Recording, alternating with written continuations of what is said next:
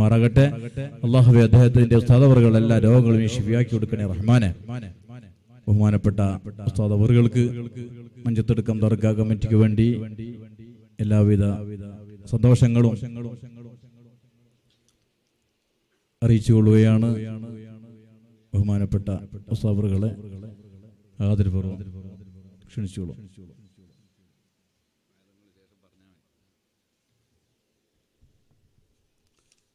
السلام عليكم. بسم الله الرحمن الرحيم. الحمد لله رب العالمين. نشهد أن لا إله إلا الله ونشهد أن محمدا عبده ورسوله. اللهم صل وسلم وبارك على رسولك وحبيبك سيدنا محمد وعلى آل وصحاب سيدنا ومولانا محمد وعلى جميع الأنبياء والمرسلين ومن اقتدى بهديهم إلى يوم الدين. أما بعد، فأعوذ بالله من الشيطان الرجيم. بسم الله الرحمن الرحيم. شهر رمضان الذي أنزل فيه القرآن. صدق الله العلي العظيم. صدق وبلغ رسوله النبي الكريم. ونحن على ذلك من الشاهدين الشاكرين والحمد لله رب العالمين.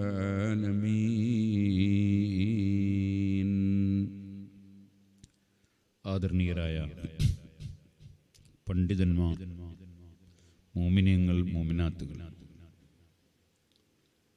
അള്ളാഹുവിൻ്റെ മഹത്തായ അനുഗ്രഹം കൊണ്ട് മഞ്ചത്തടുക്ക മഖാം ഉറൂസിൻ്റെ തുടക്കം കുറിക്കുന്ന ദിവസമാണ് ഇന്ന് എന്ന് ഞാൻ മനസ്സിലാക്കുന്നു.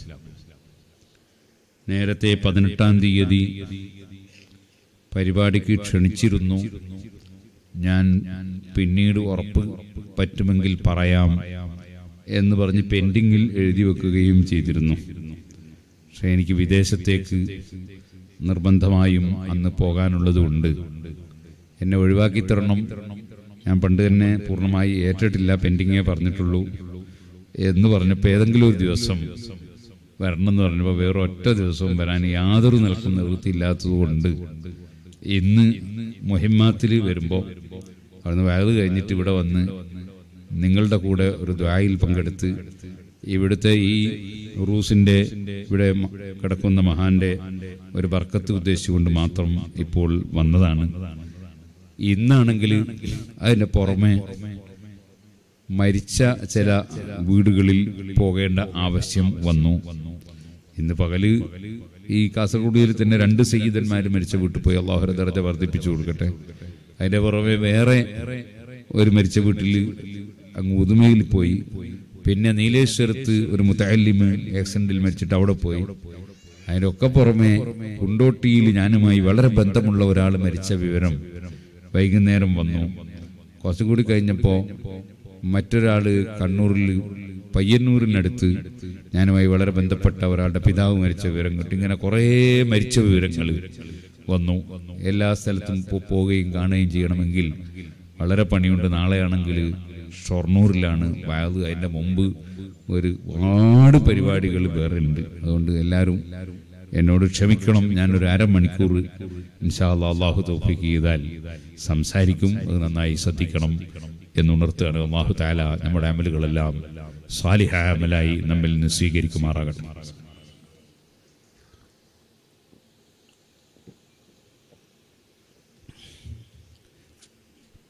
ബാബു മൗഇദത്തുൽ മുഹദ്ദിസ് ഇൻദൽ ഖബ്രി വഖുഊദി അസ്ഹാബിഹി ഹൗലഹു എന്ന് സഹീഹുൽ ബുഖാരിയിൽ ഒരു അധ്യായമുണ്ട്. ആ അധ്യായത്തിന്റെ അർത്ഥം ഖബറിന്റെ അടുക്കൽ വെച്ച് വഅദ് പറയുന്നതിൽ പറയുന്ന അധ്യായം.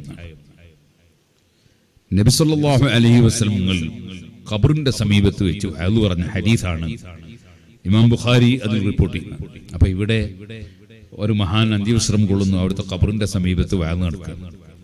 ഇത് ഹദീസ് കൊണ്ട് സ്ഥിരപ്പെട്ടതാണ്.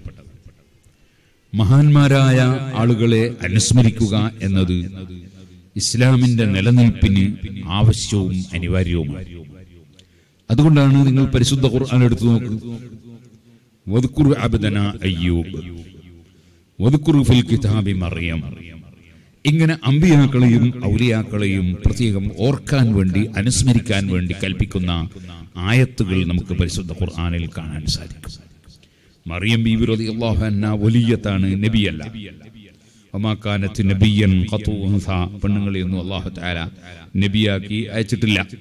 കാരണം പെണ്ണുങ്ങൾക്ക് ആണുങ്ങളെ പോലെയല്ല അവരുടെ സാഹചര്യം എന്ന് നമുക്കെല്ലാവർക്കും അറിയാവുന്നതാണ്. ആണും പെണ്ണും ഒരുപോലെയാണെന്ന് പറഞ്ഞ കൂട്ടരൊക്കെ പെണ്ണുണ്ട്. പക്ഷേ അത് ഒരു വെറുതെ എങ്ങനെ പറയാന്ന് മാത്രമേ ഉള്ളൂ. അവർക്കും അത് നടപ്പാക്കാൻ ഒരു കാലത്തും കഴിയൂല. ഇവിടെ നിങ്ങളുടെ നാട്ടിൽ ഇപ്പൊ ഞാൻ വന്നപ്പോൾ ഇവിടെ ഒരു നല്ലൊരു മരമുണ്ട്, നല്ല തണലുള്ളൊരു മരം. എൻ്റെ അപ്പുറത്ത് തെങ്ങുണ്ട്, തെങ്ങിന്റെ മുകളിൽ തേങ്ങ ഉണ്ട്. എത്ര പെണ്ണുങ്ങളുണ്ട് ഇവിടെ? ഇന്നേ വരെ ആരെങ്കിലും തെങ്ങും കയറി തേങ്ങ പറിച്ചായിട്ട് നിങ്ങൾ ആരോ വേണ്ടി? അതെന്തുകൊണ്ടാ? എല്ലാ പെണ്ണുങ്ങളും സുന്നികളായതുകൊണ്ടൊന്നുമല്ല. എത്ര മുസ്ലിം പെണ്ണുങ്ങന്മാരുണ്ട് ഇവിടെ. ഏതെങ്കിലും ഒരു പെണ്ണുങ്ങൾ തെങ്ങ് കയറിയിട്ട് തേങ്ങ പറിക്കുന്നത് നിങ്ങൾ കണ്ടിരുന്നു, അടക്ക പറിക്കുന്നത് കണ്ടിരുന്നു. അപ്പൊ ആണും പെണ്ണും ഒരുപോലെ ആണോ എന്ന് പറഞ്ഞുകൊണ്ട് നടക്കൊന്നുമില്ല. വമാകാനത്ത് നബിയ്യൻ ഖതുൻസ, ഒരു പെണ്ണാവുമ്പോൾ അവർക്ക് പുരുഷന്മാരുടെ സാഹചര്യം ഇല്ല. അതുകൊണ്ടാണ് സൂറത്തു ആലു ഇംറാനിൽ ബഹുമാനപ്പെട്ട ഹന്നത്ത് ബീബി റളിയല്ലാഹു അൻഹയുടെ വാക്ക് ഖുർആൻ ഉദ്ധരിച്ചിട്ടുണ്ട്. വലൈസ ദക്കറു കൽ ഉൻസ, ആണ് പെണ്ണിനെ പോലെയല്ല. ആണിന് പറ്റുന്ന സാഹചര്യങ്ങൾ പലതും പെണ്ണിന് പറ്റാത്തത് വരും, നമുക്കെല്ലാവർക്കും അറിയാവുന്ന കാര്യമാണ്. അപ്പോ എത്രയോ ആളുകൾ കടലിൽ പോകുന്ന തൊഴിലാളികൾ, പെണ്ണുങ്ങന്മാരാർക്കും കടൽ തൊഴിലാളികളായിട്ട് മീൻ പിടിക്കാൻ പോകലുണ്ട്. അതെന്തേ? അത് ഒരു വലിയ ഭാരമേറിയ ഒരു പരിപാടിയാണ്. അത് സ്ത്രീകളെ കൊണ്ട് താങ്ങാൻ വളരെ പ്രയാസമാണ്. ഇതുപോലെ ധാരാളം വിഷയങ്ങൾ നമുക്ക് കാണാൻ സാധിക്കും. സ്ത്രീകളും പുരുഷന്മാരും ഒരുപോലെയല്ല എന്ന് ഖുർആൻ പറഞ്ഞ് വളരെ 100% ശരിയായ ഒരു ആശയമാണ്. എന്ന് മാത്രമല്ല, സ്ത്രീകളെ സംബന്ധിച്ചിടത്തോളം പുരുഷന്മാരുടെ സംരക്ഷണം വേണം.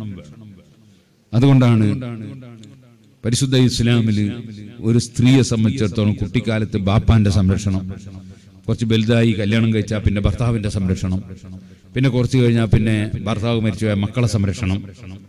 അവരൊരു സ്ഥലത്ത് പോവുകയാണെങ്കിൽ പോലും അവർക്ക് പ്രൊട്ടക്ഷന് വേണ്ടി ഒരാൾ വേണം. പ്രൊട്ടക്ഷന് വേണ്ടി ആരായിരിക്കണം? ആരെങ്കിലും പോരാ, ആരെയും കൂട്ടി പോകാൻ പറ്റില്ല. തൊടാനും കാണാനും പറ്റുന്ന ഒരാളെ കൂടെ മാത്രമേ പോകാൻ പാടില്ല. ലാ തുസാഫിറു ഇംറഅത്തുൻ, യാത്ര ചെയ്യുകയാണെങ്കിൽ, അല്ലാതെ തൊട്ടടുത്ത് വീട്ടിൽ പോകുന്നതിനെ പറ്റിയല്ല. യാത്ര പോവുകയാണെങ്കിൽ നബി സല്ലല്ലാഹു അലൈഹി വസല്ലം ലാ മഹറമുൻ, ഒരു കാണാനും തൊടാനും പറ്റുന്ന ആളില്ലാതെ പോകാൻ പാടില്ല. അതിന് ചിലർ പറയും ഇസ്ലാമിൽ പെണ്ണുങ്ങൾക്ക് സ്വാതന്ത്ര്യം ഇല്ലാഞ്ഞിട്ടാണ്. സ്വാതന്ത്ര്യം ഇല്ലാഞ്ഞിട്ടാണ് പെണ്ണുങ്ങളെ ബഹുമാനിച്ചത്. നിങ്ങൾ ആലോചിച്ച് നോക്ക്, ഞാനിപ്പോൾ ഇവിടെ വന്ന് പോകുന്നു, ഒറ്റ പോലീസും ഇല്ല. ഞാൻ മുഖ്യമന്ത്രി ഒന്നും അങ്ങനെ വരട്ടെ, പറ്റില്ല. അയാൾ വരണമെങ്കിൽ അയാൾക്ക് പ്രൊട്ടക്ഷൻ വേണം. പ്രൊട്ടക്ഷൻ ഇല്ലാതെ വരാൻ പറ്റില്ല. അത് മുഖ്യമന്ത്രിനെ നിന്ദിച്ചതൊന്നുമല്ല, അയാളെ സ്വാതന്ത്ര്യം ഇല്ലാണ്ടാക്കിയൊന്നുമല്ല, മറിച്ച് അയാളെ ബഹുമാനിച്ചാണ്. രാജ്യത്തിന്റെ മുഖ്യമന്ത്രി, നാട്ടിന്റെ മുഖ്യമന്ത്രിയായപ്പോ അല്ലെങ്കിൽ വേറെ ഏതെങ്കിലും മന്ത്രിയായപ്പോ അയാൾക്ക് ബഹുമാനം കൊടുത്താണ്. പ്രതിപക്ഷ നേതാവിനുണ്ടാവും, അതൊരു ബഹുമാനം കൊടുത്തതാണ്, പ്രൊട്ടക്ഷൻ വേണമെന്നാണ്.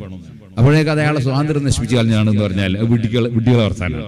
സ്ത്രീകൾക്ക് അല്ലാഹു തആല കൊടുത്ത ബഹുമാനാണ്. ബഹുമാനമായിട്ട് തന്നെ കാണണ്ടേ. ഇപ്പൊ ഉദാഹരണത്തിന് നമ്മൾ ഒരു പച്ചക്കറി കടയിൽ കയറി അങ്ങനെ 1 കിലോ മുരിങ്ങാക്കായ വാങ്ങി, മുരിങ്ങന്റെ കായ വാങ്ങി. എന്നാൽ ആ പച്ചക്കറി കടയിൽ നിന്ന് നമുക്ക് എങ്ങനെയാ പൊതിഞ്ഞു തരിക? അത് പൊതിഞ്ഞു തരാം മുട്ടുപൊക്കലിന്റെ ഇടയിൽ മറിച്ചിട്ടാ. എന്നാലും മദ്യത്തിൽ മാത്രം ഒരു കഷ്ണം കടലാസ് കൊണ്ട് ഇങ്ങനെ പൊതിഞ്ഞിട്ട് ഇങ്ങോട്ട് തരും, മുട്ടുപൊക്കലിന്റെ ഇടയിൽ മാത്രം മറിച്ചിട്ട്. എന്നാൽ നിങ്ങളൊരു ജ്വല്ലറി കയറിയിട്ട് സ്വർണം വാങ്ങി നോക്ക്, എന്നാൽ മുരിങ്ങാക്കായ പൊതിയും പോലെയാ പൊതിയ, മുട്ടുപൊക്കലിന്റെ ഇടയിൽ മാത്രം മറക്കൽ അല്ലല്ല. പിന്നെ അത് ആദ്യം ഒരു ചെറിയ കടലാസ് കൊണ്ട് പൊതിഞ്ഞ്, പിന്നെ വേറൊരു പൊതിയിൽ പൊതിഞ്ഞ്, പിന്നെ ഒരു പെട്ടിയിലിട്ട്, പിന്നെ ഒരു സഞ്ചിയിലിട്ട്, ഇങ്ങനെ. അതെന്താ കാരണം? ഇത് പൊന്നായതുകൊണ്ടാണ്. ഇതുപോലെ ആണുങ്ങൾക്ക് മുട്ടുപൊക്കലിന്റെ ഇടയിലുള്ള സ്ഥലം മറിച്ചാൽ മതി, പെണ്ണുങ്ങളാകുമ്പോൾ അതുപോലെ അത് ശരിക്കും പൊന്നു പോലെ സൂക്ഷിക്കണം. അപ്പോഴേക്ക് പൊന്നിന് സ്വാതന്ത്ര്യം ഇല്ലാന്ന് പറയില്ല, പൊന്നിന് ബഹുമാനിച്ചല്ലേ ഇത്.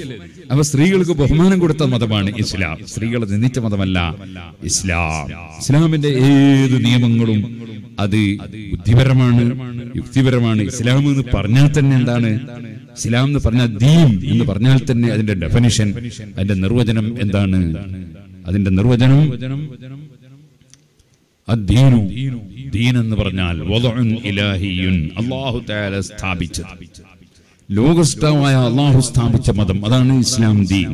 വദഉൻ ഇലാഹിയുൻ സായിഖുൻ ലിദബിൽ ഉഖൂലി, ബുദ്ധിയുള്ളവരെ നയിക്കുന്നത്, ബുദ്ധിയുള്ളവരെ നയിക്കുന്നു. ബിഖ്തിയാരിഹിൽ മഹ്മൂദ്, ആരെയും ബാള് കാണിച്ച് പേടിപ്പിച്ചിട്ടോ തൂക്കി ചൂണ്ടി കാണിച്ചിട്ടോ ഒന്നുമില്ല, ഓരോരുത്തരുടെ ഇഷ്ടപ്രകാരം. ആരെയും നിർബന്ധിച്ച് കടത്തുന്ന പരിപാടി ഇസ്ലാമിലില്ല. ബിഖ്തിയാരിഹിൽ മഹ്മൂദ്, എവിടത്തേക്കാ നയിക്കുന്നത്?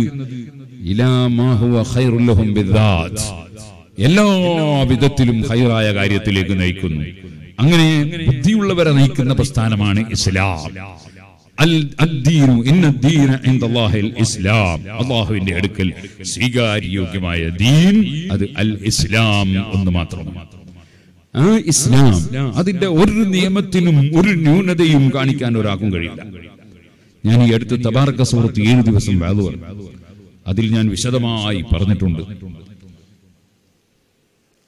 അലാ യഅലമു മൻ ഖലഖ വഹുവൽ ലതീഫുൽ ഖബീർ.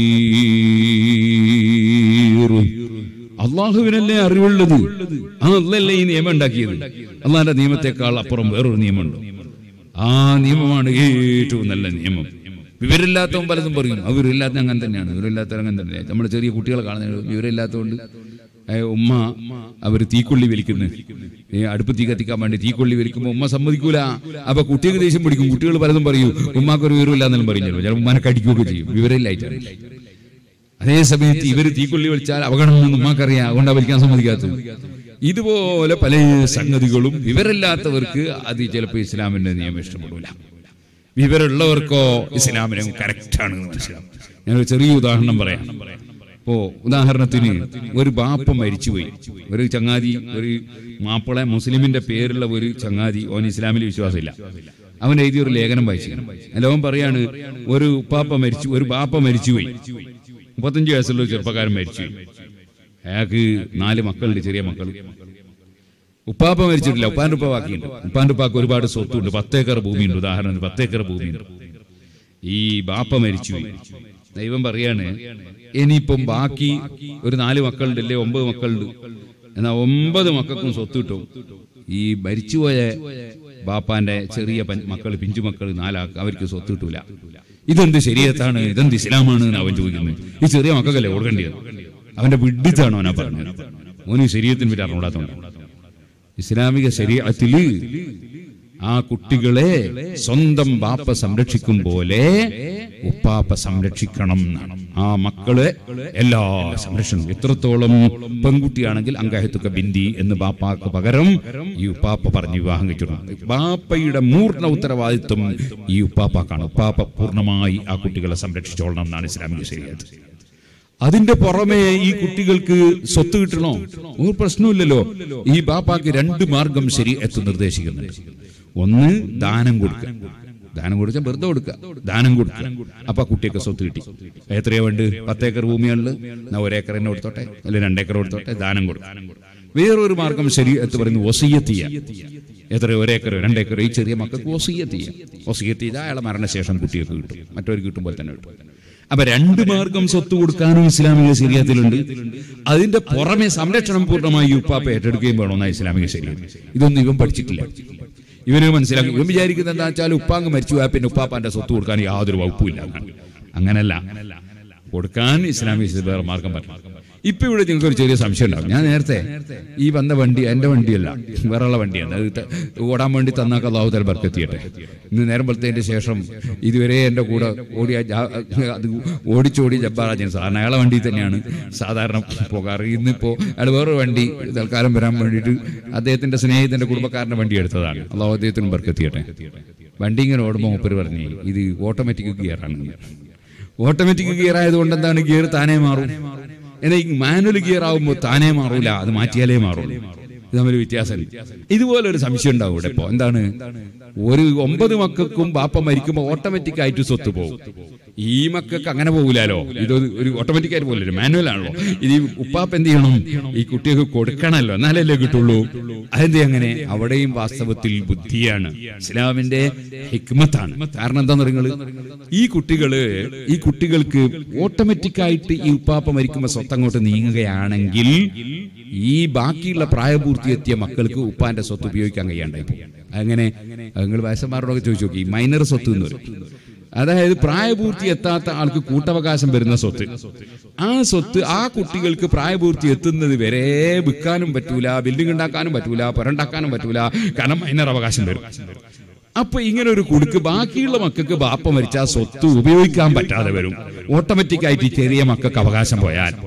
അതുകൊണ്ട് അല്ലാഹു തആല വെച്ചൊരു ഹിക്മത്താണ്, ഓട്ടോമാറ്റിക് ആയി പോകുന്നതിന് പകരം മാനുവൽ ഗിയറാക്കി, ഓട്ടോമാറ്റിക് ഗിയറാക്കിയില്ല. ഈ ഉപ്പാപ്പ അവർക്ക് കൊടുത്താൽ കൊടുക്കണം, ഒന്നുകിൽ വസിയത്തായിട്ട് കൊടുക്കണം, അല്ലെ ദാനം ചെയ്ത് കൊടുക്കണം. അപ്പൊ കുട്ടികൾക്ക് സ്വത്ത് കിട്ടി, ഒരു കുറവും വരുന്നില്ല.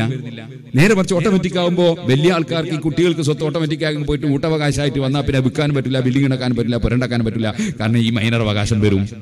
അപ്പൊ ഇസ്ലാമിന്റെ നിയമങ്ങൾ അത് 100% വളരെ പ്യൂറാണ്, വളരെ കൃത്യമാണ്, വളരെ റെഡിയാണ്. പക്ഷെ വിവരമില്ലാത്തവന് മനസ്സിലാവില്ല. അതുകൊണ്ടാണ് പരിശുദ്ധ ഖുർആനിൽ സുമ്മ ജഅൽനാക അലാ ശരീഅത്തിൻ മിനൽ അംരി ഫത്തബിഹാ വലാ തത്തബി അഹ്വാഅല്ലദീന ലാ യഅലമൂൻ. വിവരമില്ലാത്ത ആളുകളുടെ തോന്നിവാസം പിന്തുടരരുത്. അല്ലാഹു തന്ന നിയമം ഫോളോ ചെയ്തോളണം. അല്ലാഹു തന്ന ഇസ്ലാം, ആ പരിശുദ്ധ ഇസ്ലാം, അതിന്റെ നിയമമനുസരിച്ച് നമ്മൾ ജീവിക്കണം. അത് നമ്മുടെ കർത്തവ്യമാണ്. ഇസ്ലാമിൽ വളരെ പ്രധാനപ്പെട്ട 5 കാര്യങ്ങളുണ്ട്. ആ 5-ൽ ഒന്നാണ് റമദാനിലെ നോമ്പ്.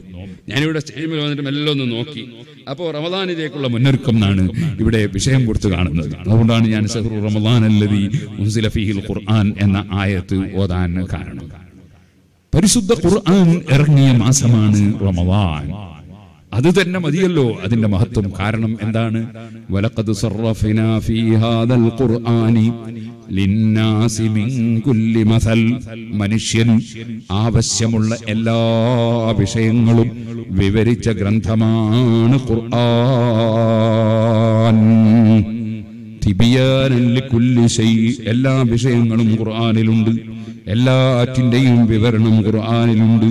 കിട്ടിയവർക്ക് കിട്ടി, കിട്ടാത്തവർക്ക് കിട്ടിയില്ല എന്നല്ലാതെ ഖുർആനിലില്ലാത്ത ഒരു ഇൽമുമില്ല. ആ പരിശുദ്ധ ഖുർആൻ ഇറങ്ങിയ റമദാൻ, അത് റബ്ബ് നമുക്ക് തരുന്നത് എന്തിനാണ്? അത് നമ്മളോടുള്ള കാരുണ്യമാണ്. അവന്റെ അടിമകളായ നമ്മോട് അല്ലാഹുവിനുള്ള കാരുണ്യം.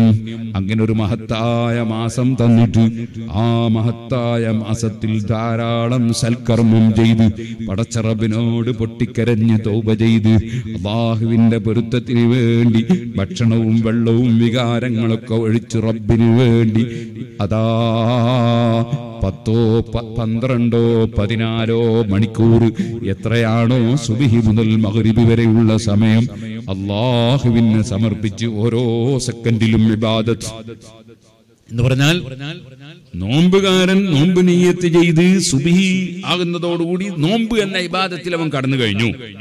ഇനി നോമ്പ് തുറക്കുന്നവരെ അവൻ ഇബാദത്താ.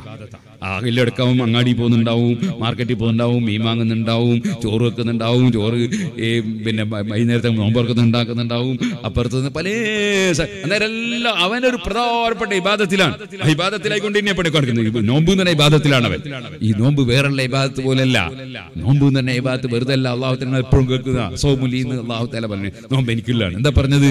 അങ്ങനെ പറയാൻ കാരണം എന്താ അറിയോ? നോമ്പ് തന്നെ ഇബാദത്ത് അള്ളയും മനുഷ്യനും തമ്മിലും മാത്രമുള്ള ഒരു ഇടപാടാണ്. അവിടെ ഞാൻ പറഞ്ഞുതരാം. നിസ്കരിക്കുന്നത് നമുക്ക് ഫോട്ടോ എടുക്കാലോ, ഹജ്ജ് ചെയ്യുന്ന ഫോട്ടോ എടുക്കാലോ, സക്കാത്ത് കൊടുക്കുന്ന ഫോട്ടോ എടുക്കാം. നിങ്ങൾ നോമ്പെടുക്കുന്ന ഒന്ന് ഫോട്ടോ എടുത്താൽ നോമ്പെടുക്കുന്ന നിങ്ങൾ ഒരു ക്യാമറ പിടിച്ചിരിക്കും. ഒരാൾ നോമ്പെടുക്കുന്നത് ക്യാമറ പിടിക്കാൻ കഴിയില്ല, നോമ്പെടുക്കുന്ന ക്യാമറ പിടിക്കാൻ കഴിയില്ല. അതെന്തേ? അത് അള്ളയും അവനും തമ്മിൽ മാത്രമുള്ള ഒരു ബന്ധമാണ്. ആ മഹത്തായ നോമ്പ് എന്ന പ്രധാനപ്പെട്ട ഇബാദത്ത് സുബ്ഹി മുതൽ മഗ്രിബ് വരെ തുടരുകയാണ്.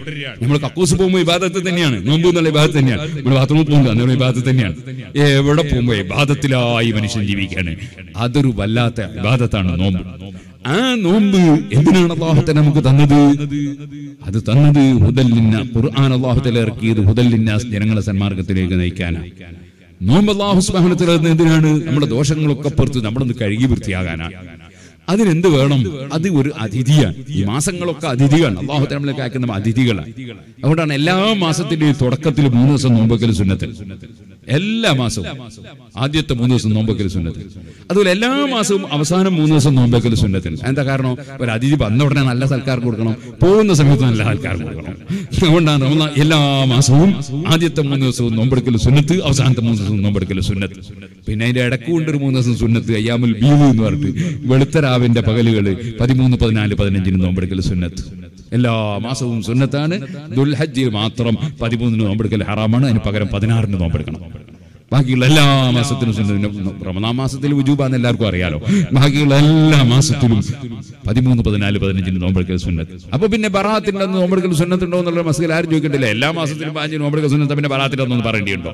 എന്തായാലും സുന്നത്ത് തന്നെ. ബറാത്തിന്റെ അന്ന് നോമ്പെടുക്കൽ സുന്നത്ത് തന്നെ. അപ്പൊ സുഹൃത്തുക്കളെ, അതുപോലെ റജബ് 27 നോമ്പെടുക്കൽ സുന്നത്തുണ്ടോ ചോദിക്കേണ്ടില്ല. കാരണം 27, 28, 29, 30 ഉണ്ടെങ്കിൽ 4 ദിവസവും നോമ്പെടുക്കൽ സുന്നത്താണ്.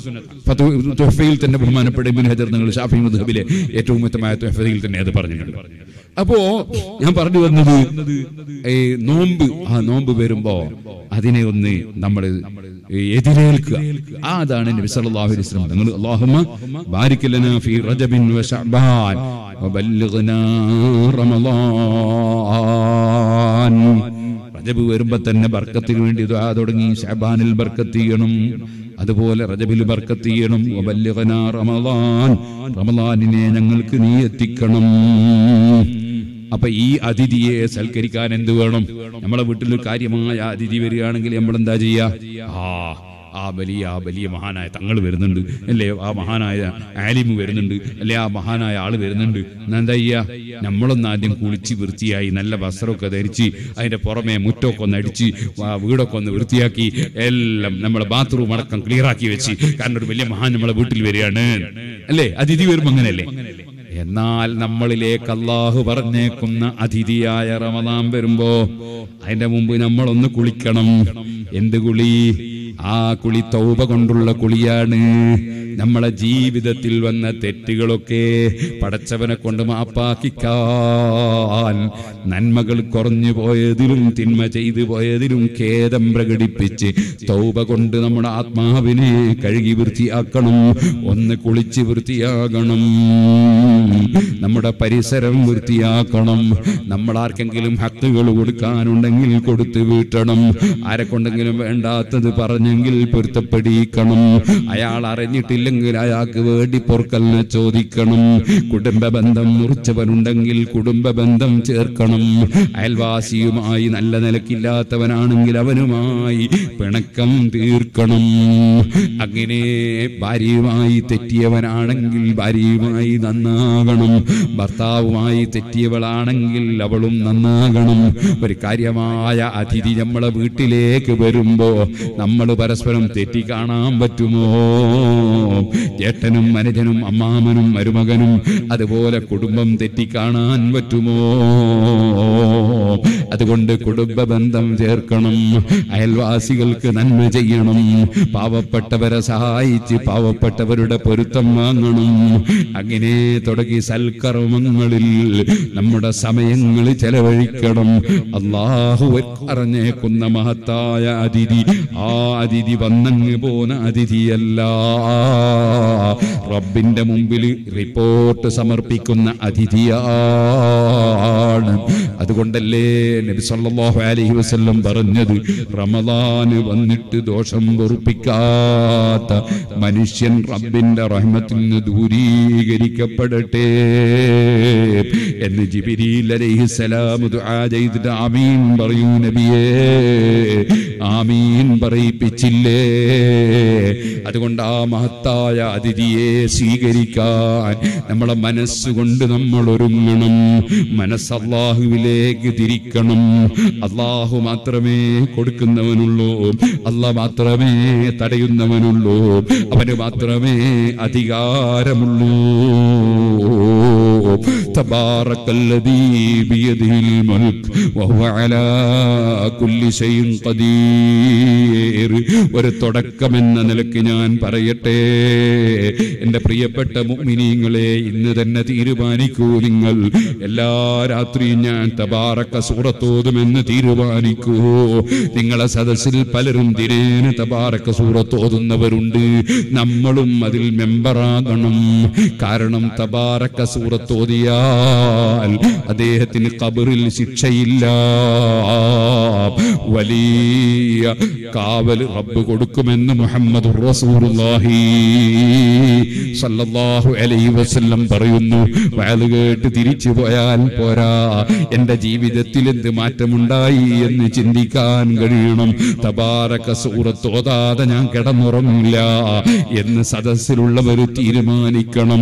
തബാറകല്ലദീ ബിയദിഹിൽ മുൽക്ക് വഹുവ അലാ കുല്ലി ശൈഇൻ ഖദീർ. സർവ അധികാരവും അല്ലാഹുവിനാണ്. അവൻ എല്ലാറ്റിനും കഴിവുള്ളവനാണ്. അല്ലാഹുവിലേക്ക് ഖൽബ് തിരിയണം. അല്ലാഹുവിനെ സ്നേഹിക്കണം. അല്ലാഹു ബഹുമാനിച്ചതിനെ ബഹുമാനിക്കണം. അല്ലാഹുവുമായി ബന്ധപ്പെട്ട മനസ്സുണ്ടാകണം. അല്ലാഹുവാണ് കൊടുക്കുന്നവൻ, അവനാണ് തടയുന്നവൻ. അതുറച്ച് വിശ്വസിച്ച് മുന്നോട്ട് നീങ്ങണം. ഞാനൊരു ചെറിയ ചരിത്രം പറഞ്ഞുകൊണ്ട് എൻ്റെ പ്രസംഗം നിർത്തട്ടെ. മഹാനായ സഹ്ലുത്തുസ്തരി റളിയല്ലാഹു അൻഹു വലിയ മഹാനാ. സുബ്ഹാനല്ലാഹ്, ഒരുപാട് സുന്നത്ത് നിസ്കരിക്കും. ഒരു ദിവസം ദ്വാരുന്നു, അല്ലാഹുവേ, മരിച്ചതിന്റെ ശേഷം നിസ്കരിക്കാൻ നീ ആർക്കെങ്കിലും അനുമതി കൊടുക്കുമെങ്കിൽ എനിക്കതിന് തൗഫീഖ് തരണേ എന്ന് ദ്വാരിച്ചു. മഹാനവറുകൾ മരണപ്പെട്ടതിന് ശേഷം, ബഹുമാനപ്പെട്ടവരെ ഖബർ മറമാടിയതിനു ശേഷം ഒരു ദിവസം ഖബറിന്റെ കല്ല് പൊളിഞ്ഞിങ്ങോട്ട് വീണ് നോക്കുമ്പോൾ എഴുന്നേറ്റ് നിന്ന് നിസ്കരിക്കുകയാണ്, നിസ്കാരത്തിലാണ്. ആ മഹാനായ സഹ്ലുത്തുസ്തരി റളിയല്ലാഹു അൻഹു അബൂ ദാവൂദ് അത്വയാലിസി റളിയല്ലാഹു അൻഹുവിന്റെ വീട്ടിലേക്ക് വന്നു. അബൂ ദാവൂദ് അത്വയാലിസി തങ്ങൾ വലിയ മുദർരിസാണ്, ദർസ് നടത്തുന്ന ഹദീസ് ദർസ് നടത്തുന്ന പണ്ഡിതനാണ്, ഹദീസ് പണ്ഡിതനാണ്. മഹാനവറുകളെ വീട്ടിൽ വന്നിട്ട് പറഞ്ഞു, എനിക്ക് നിങ്ങളെ കൊണ്ടൊരു ആവശ്യമുണ്ട്, നിങ്ങൾ നിറവേറ്റി തരുമോ? നിറവേറ്റി തരുമെങ്കിൽ ഞാനത് പറയാം. അബൂ ദാവൂദ് റളിയല്ലാഹു അൻഹു പറഞ്ഞു, നിങ്ങൾ പറഞ്ഞാൽ എനിക്ക് പറ്റുമെങ്കിൽ ഞാൻ നിറവേറ്റി തരും, പറ്റുമെങ്കിൽ നിറവേറ്റി തരുന്ന വാക്ക് കൊടുത്തപ്പോൾ പറഞ്ഞു, എന്റെ ആവശ്യം എന്താണെന്നറിയോ? എനിക്ക് നിങ്ങളെ നാവൊന്ന് നീട്ടിത്തരണം, എനിക്കൊന്ന് ചുംബിക്കാൻ വേണ്ടിയാണ്.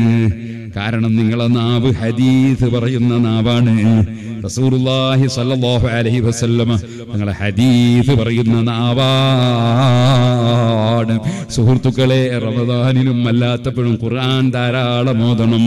അല്ലാഹുവിന്റെ റസൂലിന്റെ ഹദീസ് പറഞ്ഞ നാവിന് തന്നെ വലിയ ബർക്കത്താണെങ്കിൽ ഖുർആൻ ഓതുന്ന നാവിന്റെ ബർക്കത്ത് പറയണോ? ആ വായിന്റെ ബർക്കത്ത് പറയണോ? അത് അല്ലാഹുവിന്റെ കലാമല്ലേ, അത് അല്ലാഹുവിന്റെ റസൂൽ നമുക്ക് ഓതി തന്നതല്ലേ, ജിബ്രീൽ അലൈഹിസ്സലാം നബി തങ്ങൾക്ക് ഓതി കൊടുത്തതല്ലേ. അതുകൊണ്ട് ഖുർആൻ ധാരാളം ഓതണം. റമദാനായിട്ട് തുടങ്ങാന്ന് വിചാരിക്കരുത്. റമദാൻ വരെ നമുക്ക് ആയുസ്സുണ്ടോ ഇല്ലേ എന്ന് മനസ്സിലായിട്ടില്ല. നമ്മളിപ്പോൾ തന്നെ ഖുർആൻ ധാരാളം ഓതാൻ തുടങ്ങണം. അല്ലാഹു നമുക്ക് ദീർഘായുസ്സും ആഫിയത്തും തൗഫീഖും ഹിമ്മത്തും തഖ്വയും ഏറ്റിത്തരട്ടെ. ഖുർആൻ ഓതി ഇപ്പോൾ തന്നെ തുടങ്ങും. ഒരാഴ്ച മുമ്പ് കർണാടകയിൽ ഞാനൊരു വീട്ടിൽ പോയി. അതേ സിറാജുദ്ദീൻ എന്ന ഒരു ചെറുപ്പക്കാരൻ, 22-23 വയസ്സ്, സുബ്ഹാനല്ലാഹ്, എഞ്ചിനീയറാണ്. വർക്ക് നടത്തുമ്പോൾ എന്തോന്ന് മാർക്ക് ചെയ്യുന്നതിനിടയിൽ വണ്ടി വന്ന് തട്ടി മരിച്ചുപോയി. സിറാജുദ്ദീൻ വല്ലാതെ സ്നേഹിക്കുന്ന ഒരു കുട്ടിയായിരുന്നു. ഞാനതുകൊണ്ടാണ് പോയത്. അദ്ദേഹത്തിന്റെ കുടുംബവും അങ്ങനെയാണ്. സുബ്ഹാനല്ലാഹ്, ചെന്നപ്പോൾ കുടുംബക്കാര് പറഞ്ഞു, ആക്സിഡന്റ് ആയതിനു ശേഷം സിറാജുദ്ദീൻ ലാ ഇലാഹ ഇല്ലല്ലാഹ് ലാ ഇലാഹ ഇല്ലല്ലാഹ് ലാ ഇലാഹ ഇല്ലല്ലാഹ്, വേറെ ഒരു സംസാരവുമില്ല. ആ തൗഹീദിന്റെ കലിമത്ത് ചൊല്ലി ചൊല്ലി അങ്ങ് മരിച്ചുപോയി. പ്രായം 23. ഓ ചെറുപ്പക്കാരെ, ഏത് സമയത്തും മരണം പിടികൂടാം. ആ സിറാജുദ്ദീൻ സുന്നത്ത് നോമ്പെടുക്കുന്ന ചെറുപ്പക്കാരനായിരുന്നു, തഹജ്ജുദ് നിസ്കരിക്കുന്ന ചെറുപ്പക്കാരനായിരുന്നു, ആലിമീങ്ങളെ സ്നേഹിക്കുന്ന ചെറുപ്പക്കാരനായിരുന്നു. നല്ലവരായി നല്ലതുമായി മുന്നോട്ട് പോയാൽ യൗമ തജിദു കുല്ലു നഫ്സിൻ മാ അമിലത് മിൻ ഖൈരിൻ മുഹ്ദറാ, നല്ല കാര്യം ചെയ്യുന്നവൻ അത് കണ്ടെത്തിക്കുക തന്നെ ചെയ്യും, സംശയം വേണ്ട. അല്ലാഹുവേ, മരിച്ചുപോയ എല്ലാവരുടെ ഖബറിലും നീ സന്തോഷം നൽകണേ അല്ലാ. ഓ സുഹൃത്തുക്കളെ, നമ്മുടെ ഖൽബ് അല്ലാഹുവിലേക്ക് തിരിയണം. സൽക്കർമ്മങ്ങൾ റമദാൻ വരെ കാത്തിരിക്കാമെന്ന് ധരിക്കരുത്. നമ്മൾ സൽക്കർമ്മങ്ങൾ ചെയ്തുകൊണ്ടേയിരിക്കണം, ദുഷ്കർമ്മങ്ങൾ നിർത്തിക്കളയണം, അല്ലാഹുവിനോട് തൗബ ചെയ്ത് നന്നാകണം, ഈ അതിഥിയെ സ്വീകരിക്കാൻ ഒരുങ്ങണം. ഇരിക്കട്ടെ, മഹാനായ സഹ്ലു തുസ്തരി റളിയല്ലാഹു അൻഹു, മഹാനവറുകളെ കുറിച്ച് ഞാൻ പറഞ്ഞല്ലോ. ആ മഹാനായ സഹ്ലു തുസ്തരി റളിയല്ലാഹു അൻഹുവിന്റെ അടുക്കൽ ഒരു കൂട്ടർ വരികയാണ്. എന്താ വരുന്നത്? ഭരണാധികാരിക്ക് സുഖമില്ല, എല്ലാ ചികിത്സയും ചെയ്തിട്ടും രോഗം മാറുന്നില്ല. ആരോ പറഞ്ഞു ദുആക്ക് ഇജാബത്തുള്ള ആളെ കൊണ്ട് ദുആ ചെയ്യിപ്പിക്കാം. എന്നാ പിന്നെ സഹ്ലു തുസ്തരി ദുആക്ക് ഇജാബത്തുള്ള ആളാന്ന് കേട്ടിട്ടുണ്ട്. അതിന്റെ പേരിൽ സഹ്ലു തുസ്തരി തങ്ങളോട് പറയാണ്, നിങ്ങളൊന്ന് രാജാവിന്റെ കൊട്ടാരത്തിൽ വരണം. മഹാനവരിൽ ഭീകരവാദിയല്ല, അതേ തന്നെ തീവ്രവാദിയല്ല, വർഗീയവാദിയല്ല, ഭരണാധികാരിയുടെ വീട്ടിലേക്ക് പോവുകയാണ്. അതേ അധികാരിയെ ഞാൻ വഴങ്ങൂല, ഞാൻ പോലീസ് സ്റ്റേഷനിൽ വിളിച്ചാൽ പോകൂല, കോടതി നോട്ടീസ് ഒന്നും ഹാജരാവൂല, അങ്ങനെ പറയാൻ പാടില്ലല്ലോ. നേരെ രാജാവിന്റെ കൊട്ടാരത്തിലേക്ക് ചെന്നപ്പോൾ പറഞ്ഞു, സുഖമില്ല, ദുആ ചെയ്യണം. സഹ്ലു തുസ്തരി തങ്ങൾ പറഞ്ഞു, നിങ്ങൾക്ക് ഞാൻ ദുആ ചെയ്തിട്ട് ഉത്തരം കിട്ടൂല, നിങ്ങൾക്ക് വേണ്ടി ദുആ ചെയ്താൽ ഉത്തരം കിട്ടൂല. കാരണം നിങ്ങൾ കുറെ നിരപരാധികളെ ഇവിടെ അറസ്റ്റ് ചെയ്തിട്ടുണ്ട്, അവരെ ജയിലിൽ നിന്ന് വിട്ടേക്കാതെ ഞാൻ നിങ്ങൾക്ക് വേണ്ടി ദുആ ചെയ്താൽ ഉത്തരം കിട്ടൂല. ഉടനെ തന്നെ രാജാവ് ഓർഡർ ചെയ്തു, എല്ലാവരെയും വിട്ടയച്ചു. മഹാനായ സഹ്ലു തുസ്തരി റളിയല്ലാഹു അൻഹു പറഞ്ഞു, തെറ്റ് ചെയ്യുന്നവന് വേണ്ടി പ്രാർത്ഥിച്ചാൽ ഉത്തരം കിട്ടൂല. ഉടനെ തന്നെ എല്ലാവരെയും വിട്ടയച്ചു. മഹാനായ സഹ്ലു തുസ്തരി റളിയല്ലാഹു അൻഹു കൈ ഉയർത്തിയിട്ട് റബ്ബിനോട് ദുആ ചെയ്യാണ്, ഇലാഹി കമാ അറൈതഹു ദുല്ല മഅസിയതിക ഫഅരിഹി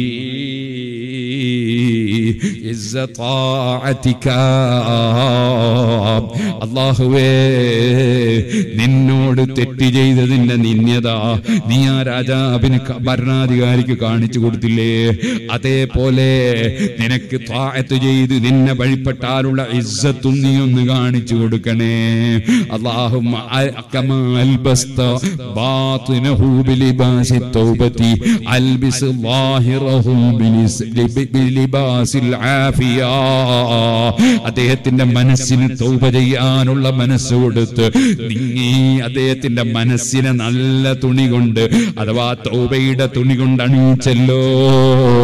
മനസ്സിന്റെ വൃത്തികേട് പോയി, മനസ്സ് അതാ നന്നായല്ലോ. അതുപോലെ അദ്ദേഹത്തിന്റെ ശരീരത്തിന് ആഫിയത്ത് കൊണ്ട് ധരിപ്പിക്കണേ അല്ലാഹ്. ദുആ ചെയ്ത് തീരുമ്പോഴേക്ക് ഭരണാധികാരി രോഗം മാറി എഴുന്നേറ്റ് നിന്നു. എല്ലാരെ ദുആയും ഒരുപോലെയല്ല.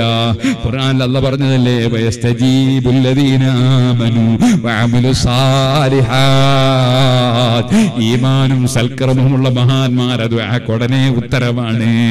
സുഹൃത്തുക്കളെ, രോഗം മാറിപ്പോയി, വലിയ സമ്മാനം കൊടുത്തു ഭരണാധികാരി, 5 പൈസയും വാങ്ങിയില്ല.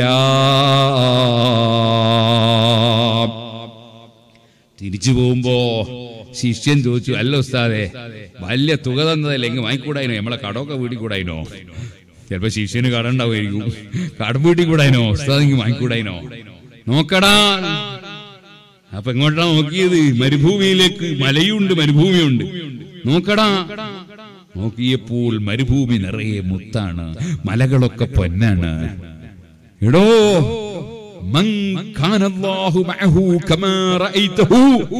നീ കണ്ടതുപോലെ അല്ലാഹ് ഒരാളെ കൂടെ ഉണ്ടെങ്കിൽ അവന് പിന്നെ വേറൊരുത്തൻ കൊടുക്കുന്നതിന്റെ പിന്നാലെ പോകണോ?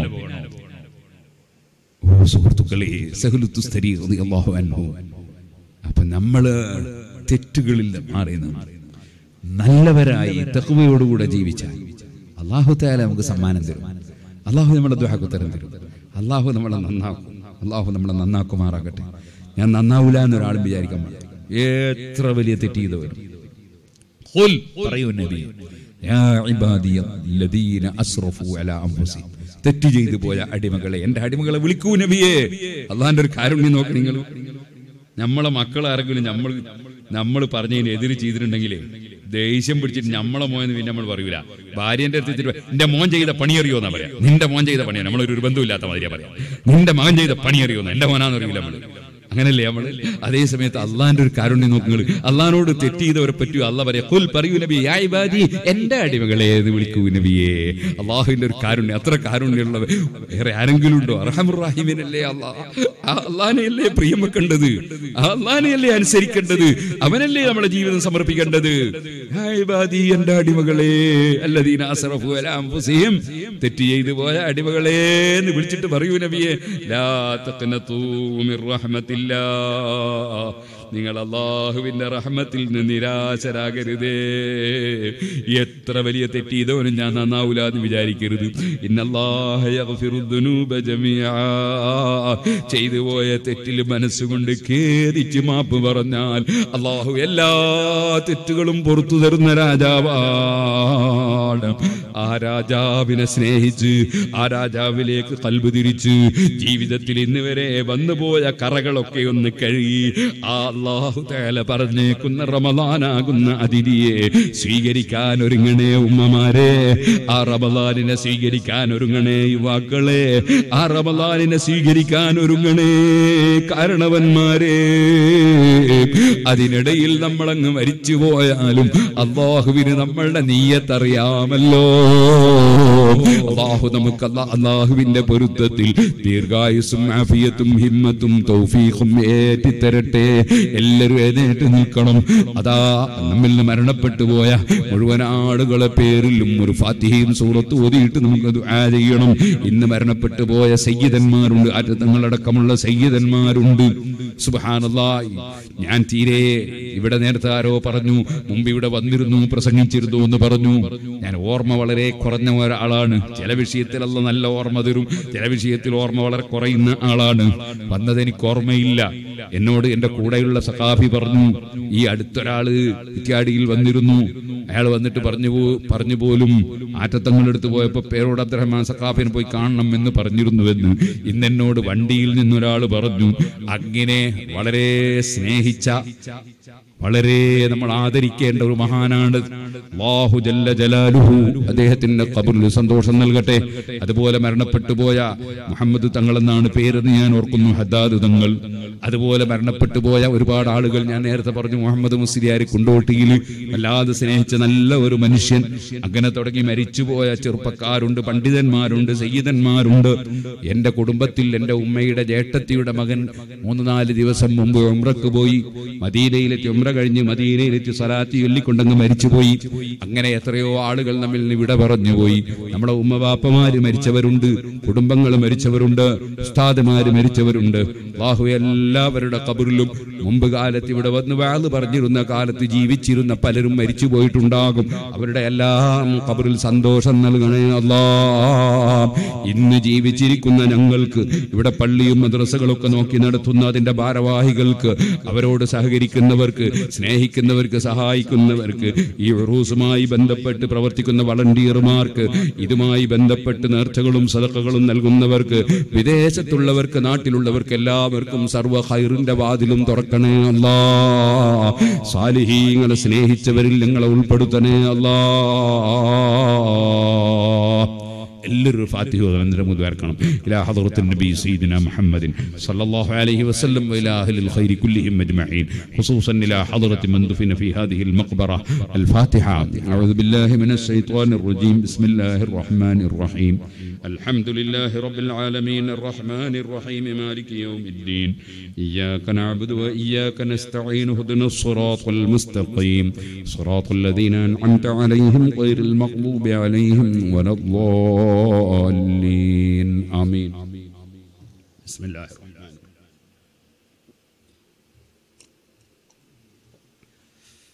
സൂറത്ത് ഓതണം, സലാത്ത് ചൊല്ലണം, ദ്വാരക്കണം. എല്ലാവരും നല്ല സംഭാവന ഉണ്ട്. എന്നോട് തുടക്കമാണല്ലോ. തുടക്കം നന്നായാൽ ഒടുക്കവും നന്നാവും. തുടക്കം അള്ളാഹുവിന് വേണ്ടിയാണെങ്കിൽ അള്ളാഹ് ഏറ്റെടുക്കും. ഇങ്ങനെയൊക്കെയാണ് മഹാന്മാരുടെ വാചകങ്ങൾ. പറയാൻ ഇപ്പോൾ സമയമല്ല. അതുകൊണ്ട് എല്ലാവരും നല്ല സംഭാവനകൾ കൊണ്ടുവരണം. അള്ളാഹു കബൂൽ ചെയ്യട്ടെ. കൊടുത്തത് തീർന്നുപോയില്ല. മാനക്ക സമാലും സദഖ, ധർമ്മം ചെയ്തിട്ടൊരു ചുരുങ്ങിപ്പോയില്ല. അതിന് നബി സല്ലല്ലാഹു അലൈഹി വസല്ലം തങ്ങളുടെ ഓഫറാണ്. സ്ത്രീകളുടെ കാലത്തേക്ക് ബക്കറ്റ് കൊടുത്തേക്കണം. എല്ലാവരും കൈ പിടിക്കുന്ന മൈക്കുണ്ടവനെ, കൈ പിടിക്കുന്ന മൈക്ക് ഉണ്ടെങ്കിൽ സുഖമായി. എല്ലാവരും സൂറത്ത് ഓതണം, സലാത്ത് ചൊല്ലണം, സംഭാവന തരണം. ദ്വാരക്കണം. ബിസ്മില്ലാഹിർ റഹ്മാനിർ റഹീം. ഖുൽ ഹുവല്ലാഹു അഹദ്